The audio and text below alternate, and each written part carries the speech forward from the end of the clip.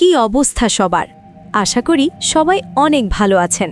টুইস্টের পর টুইস্ট আর শেষের ধাক্কাটা তো আপনার মাথা ঘুরিয়ে দেবে গ্যারান্টি। মুভিটিতে এমন একজন সিরিয়াল কিলারের গল্প দেখানো হয়েছে যে কিনা পুলিশ বা ডিটেকটিভদের চ্যালেঞ্জ করে ইন্টারভিউ দিতে চায়। কিন্তু কেন? এর পেছনে আসল মোটিভ কি? সেটা জানলে আপনার গায়ে লোম দাঁড়িয়ে যাবে। গল্পের শুরুতেই আমরা শুনতে পাই এক হাড় হিম করা ফোন কনভারসেশন। স্ক্রিনে আমরা দেখি সায়ঞ্জু নামের একজন ফিমেল রিপোর্টারকে। সায়ঞ্জু তার ক্যারিয়ার নিয়ে বেশ স্ট্রাগল করছিল। হঠাৎ তার কাছে একটা ফোন আসে। ফোনের অন্য পাশে এক রহস্যময় ব্যক্তির যান্ত্রিক কিন্তু শান্ত কণ্ঠস্বর। লোকটা সায়ঞ্জুকে সরাসরি অফার দেয় তার একটা এক্সক্লুসিভ ইন্টারভিউ নেওয়ার জন্য। সায়ঞ্জু কিছুটা অবাক হয়ে জিজ্ঞেস করে, আমি কেন আপনার ইন্টারভিউ নেব? আপনি কি কোনো স্পেশাল কেউ নাকি কোনো সেলিব্রিটি? তখনই ওই লোকটা ঠান্ডা গলায় যা বলে তা শুনে সায়ঞ্জুর পায়ের নিচ থেকে মাটি সরে যায়। লোকটা দাবি করে সে এ পর্যন্ত 11 জন মানুষকে নিজের হাতে খুন করেছে। শুধু তাই নয়, সে ফোনের ডিটেলসে বলতে থাকে কিভাবে সে মানুষগুলোকে মেরেছে। কারো গলা ছিঁড়ে ফেলেছে, কারো মাথার খুলি হাতুড়ি দিয়ে ভেঙে চুরমার করে দিয়েছে, আবার কারো শরীরের অঙ্গ প্রত্যঙ্গ কেটে আলাদা করে দিয়েছে। তার কথা বলার ধরন এতটাই শান্ত আর স্বাভাবিক ছিল যে বোঝা যাচ্ছিল লোকটা কোনো সাধারণ ক্রিমিনাল নয়, বরং এক ভয়ঙ্কর সাইকোপ্যাথ। সে যেন হত্যার বর্ণনা দিচ্ছে না, বরং বাজারের ফর্দ পড়ছে।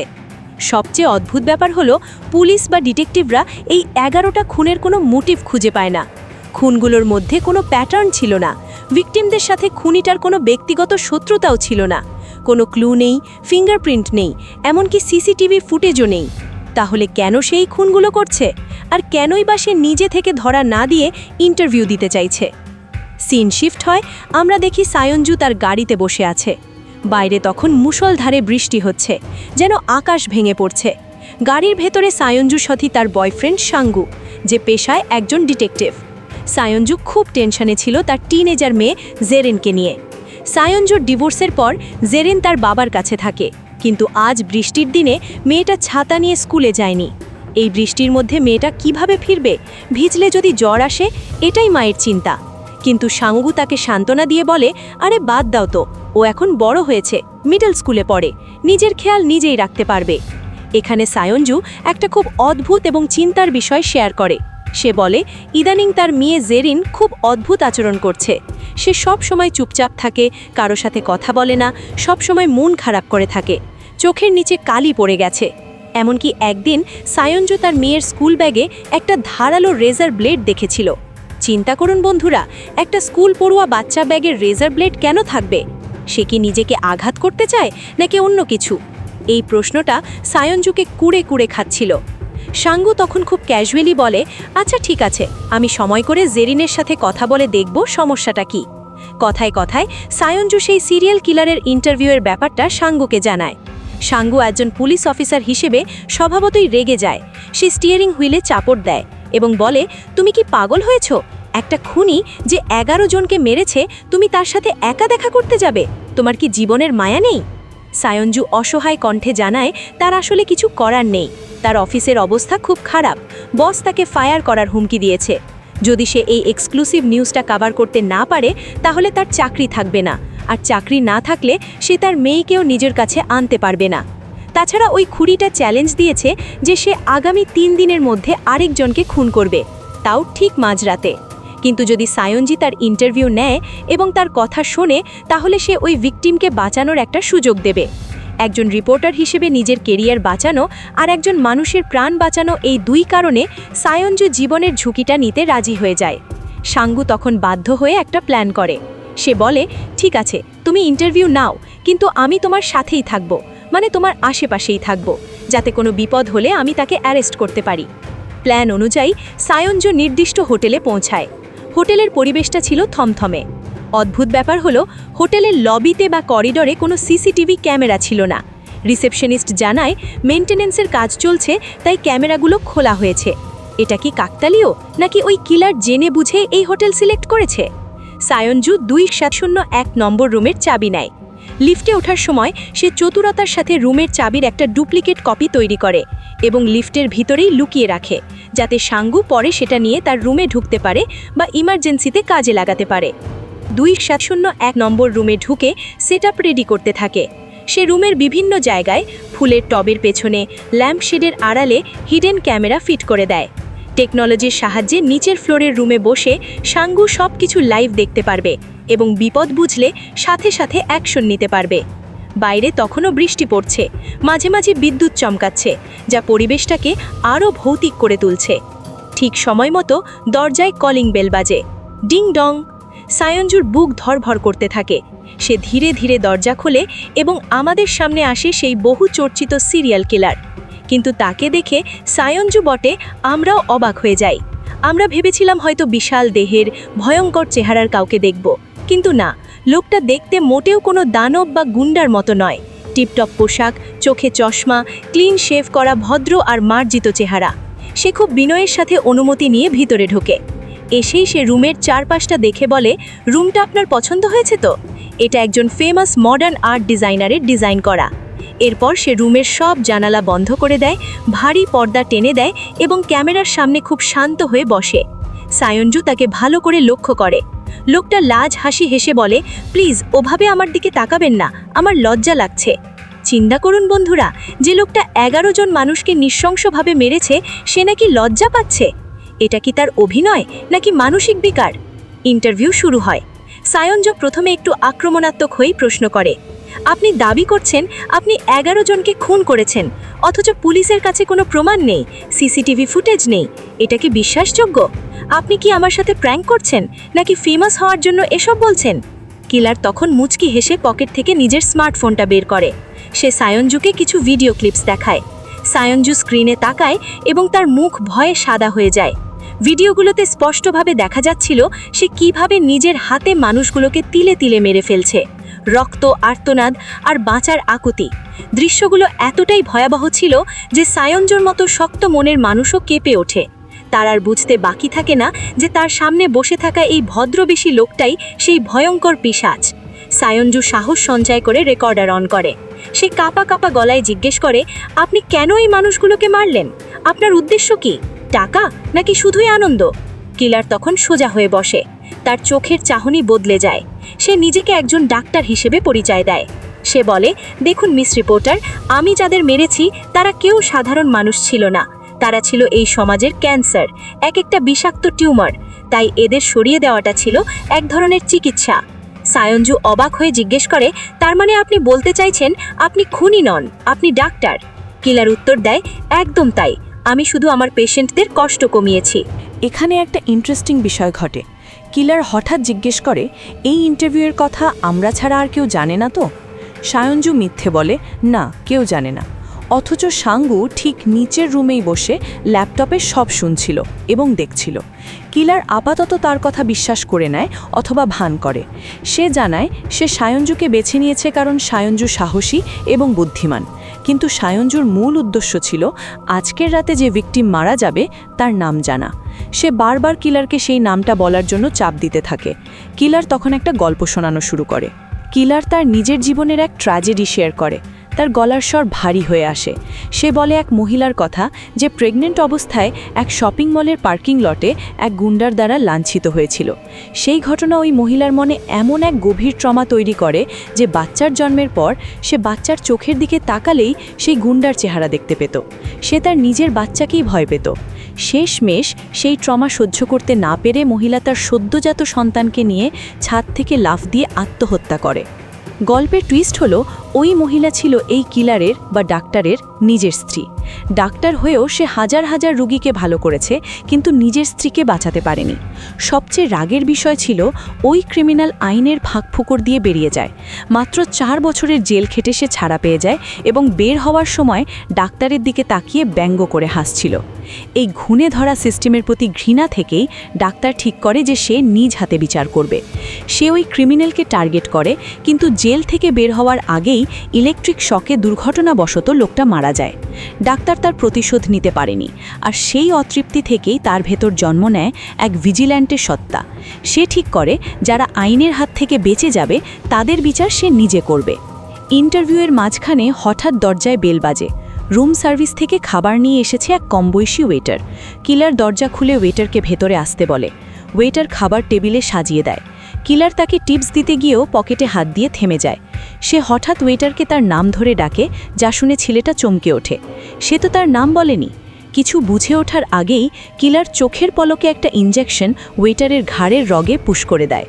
ঘটনাটা এত দ্রুত ঘটে যে সায়ঞ্জু রিয়্যাক্ট করারও সময় পায় না। চোখের পলকে ছেলেটার মুখ দিয়ে ফেনা আর রক্ত বের হতে শুরু করে এবং সে ফ্লোরে লুটিয়ে পড়ে ছটফট করতে থাকে। সায়ঞ্জু ভয় চিৎকার করে ওঠে, আপনি এটা কি করলেন? ও তো একটা সাধারণ ছেলে, ও তো ইনোসেন্ট। কিলার তখন টিস্যু দিয়ে হাত মুছতে মুছতে ঠান্ডা গলায় বলে, না সায়ঞ্জু, ও সাধারণ নয়। এই ছেলেটা গত 3 বছর ধরে একটা মেয়েকে তার আপত্তিকর ভিডিও দিয়ে ব্ল্যাকমেল করছিল। মেয়েটার জীবনও ধ্বংস করে দিয়েছে, এমনকি মেয়েটার বিয়েও ভেঙে দিয়েছে। ও একটা আবর্জনা ছিল, আমি শুধু পরিষ্কার করলাম। সায়ঞ্জু ভয়ে কাঁপতে থাকে। চোখের সামনে জ্যান্ত একটা মানুষকে খুন হতে দেখে তার মানসিক অবস্থা খারাপ হতে শুরু করে। কিন্তু কিলার নির্বিকারভাবে খাবার খেতে শুরু করে এবং বলে, ঠান্ডা হয়ে যেও না, খাবারটা এনজয় করো। যে বেঁচে আছে তার চিন্তা করো, যে মরে গেছে তার জন্য কেঁদে লাভ নেই। খাবার শেষ করে কিলার এবার সায়ঞ্জুর দিকে পুরোপুরি মনোযোগ দেয়। সে হুট করে বলে, তোমার মেয়ে জেরিনের কি অবস্থা? তার ব্যাগে রেজার কেন ছিল জানো? সায়ঞ্জু শকড হয়ে যায়। এই লোক তার মেয়ের কথা জানল কিভাবে? এই ঘরের কথা তো বাইরের কেউ জানার কথা নয়। কিলার তখন একটা কয়েন বের করে টেবিলের উপর ঘোরাতে থাকে।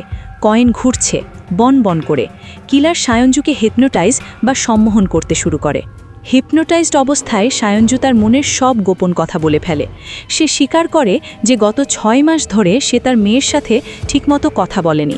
তার ডিভোর্স হয়ে গেছে আর মেয়ে তার বাবার কাছে ভাগতে চায়। সায়ঞ্জু মনে করে তার মেয়ে স্বার্থপর হয়ে গেছে, সে মাকে ভালোবাসে না। কিলার তখন গভীর গলায় জিজ্ঞেস করে, তুমি কি তোমার মেয়েকে ঘৃণা করো? সায়ঞ্জু চুপ হয়ে যায়, তার চোখ দিয়ে জল পড়তে থাকে। ঠিক এই সময় নিচের রুমে থাকা সাঙ্গু বুঝতে পারে সায়ঞ্জু কন্ট্রোল হারিয়ে ফেলছে। সে ইয়ারপিসের মাধ্যমে সায়ঞ্জুকে চিৎকার করে বলে, সায়ঞ্জু, হুঁশে আসো, ও তোমাকে কন্ট্রোল করছে। তোমার ব্যাগে থাকা স্টান গান বা ইলেকট্রিক শক দেওয়ার যন্ত্র ব্যবহার করো, এক্ষুনি। সাঙ্গুর চিৎকারে সায়ঞ্জুর ঘোর কাটে। সে তার ব্যাগে হাত দিয়ে স্টান গানটা ধরার চেষ্টা করে। কিন্তু কিলার তো সাধারণ কেউ নয়, সে একজন সাইকিয়াট্রিস্ট এবং অত্যন্ত চতুর। সে মুচকি হেসে বলে, তোমার পার্টনার সাঙ্গুকে বলো এত চিৎকার না করতে, কানে লাগছে। সায়ঞ্জু আকাশ থেকে পড়ে। এর মানে কিলার শুরু থেকেই জানত যে সাঙ্গুর নিচের ফ্লোরে আছে এবং সব শুনছে। কিলার তখন সাঙ্গুর রুমের ল্যান্ডফোনে একটা মিস কল দেয়। ফোনটা রিসিভ করতেই সাঙ্গুর রুমে আগে থেকে সেট করা একটা ডিভাইস থেকে বিষাক্ত গ্যাস বের হতে শুরু করে এবং সাঙ্গু মুহূর্তেই অজ্ঞান হয়ে যায়। কিলার আগে থেকেই জানত তারা কোন রুমে উঠবে। উপরে সায়ঞ্জু কিলারকে অ্যাট্যাক করতে যায়, কিন্তু কিলার উল্টো সায়ঞ্জুকে জাপটে ধরে এবং তাকেও অজ্ঞান করে ফেলে। জ্ঞান ফেরার পর সায়ঞ্জু নিজেকে হাত পা বাঁধা অবস্থায় আবিষ্কার করে। তার সামনে একটা মনিটর, যেখানে সাঙ্গুকেও বাঁধা অবস্থায় দেখা যাচ্ছে। কিলার এবার সায়ঞ্জুকে আসল সত্যটা বলতে শুরু করে। আর বন্ধুরা, এখান থেকেই শুরু হয় মুভির আসল ক্লাইম্যাক্স, যা শোনার জন্য আপনারা মোটেও প্রস্তুত নন। কিলার জানায় এই ইন্টারভিউটা আসলে সায়ঞ্জুর জন্য এক ধরনের ট্রিটমেন্ট বা থেরাপি ছিল। সায়ঞ্জু কিছুদিন আগে একটা বড় কোম্পানির দুর্নীতির প্রমাণ, একটা লেজার খাতা জোগাড় করেছিল। সেই প্রমাণগুলো সে তার বাসায় লুকিয়ে রেখেছিল। কিন্তু একদিন সেই প্রমাণগুলো চুরি হয়ে যায় এবং সায়ঞ্জুর নামে উল্টো দুর্নীতির অভিযোগ আসে। সায়ঞ্জু জানত না কে এই কাজ করেছে। কিলার মনিটরের দিকে ইঙ্গিত করে বলে, ওই লেজার খাতাটা অন্য কেউ নয়, তোমার প্রেমিক, ওই মহান পুলিশ অফিসার সাঙ্গু চুরি করেছিল। সায়ঞ্জু বিশ্বাস করতে চায় না। অসম্ভব, সাঙ্গু আমাকে ভালোবাসে। কিন্তু কিলার প্রমাণ দেয়। সে জানায় সাঙ্গু আসলে একজন করাপ্টেড পুলিশ অফিসার। অপরাধীরা তাকে ব্ল্যাকমেল করেছিল। তারা সাঙ্গুর কাছে একটা মেয়ে পাঠিয়েছিল এবং তাদের অন্তর্মুহূর্তের ছবি তুলে তাকে ফাঁদে ফেলে। নিজের প্রমোশন আর সম্মান বাঁচাতে সাঙ্গু সায়ঞ্জুর সাথে বেইমানি করে। সে সায়ঞ্জুর ডুপ্লিকেট চাবি দিয়ে ঘরে ঢুকে প্রমাণগুলো চুরি করে। কিন্তু এখানেই শেষ নয়। চুরির সময় সায়ঞ্জুর মেয়ে জেরিন সেটা দেখে ফেলেছিল। সাঙ্গু ধরা পড়ার ভয়ে জেরিনকে চুপ করানোর জন্য তার সাথে এক জঘন্য কাজ করে। সে ছোট্ট মেয়েটাকে শারীরিকভাবে নির্যাতন করে এবং হুমকি দেয় যে মুখ খুললে সে তার মাকে মেরে ফেলবে। এই কথাটা শোনা মাত্রই সায়ঞ্জুর পৃথিবীটা দুমড়ে মুচড়ে যায়। যেই লোকটাকে সে ভালোবাসত, যাকে সে বিশ্বাস করত, সেই লোকটা তার মেয়ের সাথে এত বড় অন্যায় করেছে। আর সে মা হয়ে কিছুই বুঝতে পারেনি, উল্টো মেয়েকেই ভুল বুঝেছে এতদিন। সায়ঞ্জু কান্নায় ভেঙে পড়ে। তার মনে পড়ে জেরিনের সেই রেজার ব্লেড, সেই চুপচাপ থাকা, সেই নিজেকে গুটিয়ে রাখা, সব কিছুর কারণ ছিল এই পশুটা। কিলার তখন সায়ঞ্জুর হাতে একটা ফোন দেয়। সায়ঞ্জু কাঁপা কাঁপা হাতে মেয়েকে ফোন করে। জেরিন ফোন ধরে প্রথমেই জিজ্ঞেস করে, মা, তুমি কি ওই ডাক্তার আঙ্কেলের সাথে আছো? তার মানে জেরিন এই ডাক্তারকে আগে থেকেই চেনে। ডাক্তারই জেরিনকে মানসিকভাবে সাপোর্ট দিয়ে বাঁচিয়ে রেখেছিল এতদিন। জেরিন সব সত্য স্বীকার করে। কিলার সায়ঞ্জুকে মুক্ত করে দেয় এবং তাকে সাঙ্গুর কাছে পাঠিয়ে দেয়।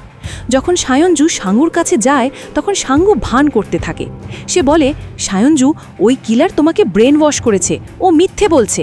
আমার বাঁধন খুলে দাও, আমি ওকে দেখে নেব। কিন্তু সায়ঞ্জু আজ আর সেই বোকা প্রেমিকা নয়, সে আজ একজন ক্ষুব্ধ মা। কিলারের দেওয়া একটা বন্দুক সে সাঙ্গুর দিকে তাক করে। সাঙ্গু তখন নিজের আসল রূপ দেখায়। সে সায়ঞ্জুকে আক্রমণ করে এবং বন্দুকটা কেড়ে নেয়। সাঙ্গু সায়ঞ্জুকে মারধর করতে শুরু করে, ঠিক যেমনটা সে জেরিনের সাথে করেছিল। তখন কিলার সেখানে এন্ট্রি নেয়। সাঙ্গু কিলারের দিকে গুলি চালায়, ক্লিক ক্লিক, কিন্তু গুলি বের হয় না। কিলার আগেই বন্দুক থেকে গুলি সরিয়ে রেখেছিল। এই সুযোগে সায়ঞ্জু তার কাছে থাকা বিষাক্ত ইঞ্জেকশনটা সাঙ্গুর পায়ে গেঁথে দেয়। সাঙ্গু ধপাস করে পড়ে যায়। কিলার সায়ঞ্জুকে বলে, তুমি এখান থেকে চলে যাও, বাকিটা আমি দেখে নেব, তোমার মেয়ের তোমাকে প্রয়োজন। সায়ঞ্জু যাওয়ার আগে একবার সাঙ্গুর দিকে তাকায়। তার চোখে ছিল ঘৃণা।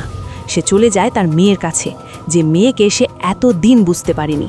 এরপর আমরা দেখি সেই দৃশ্য যা কলিজা ঠান্ডা করে দেবে।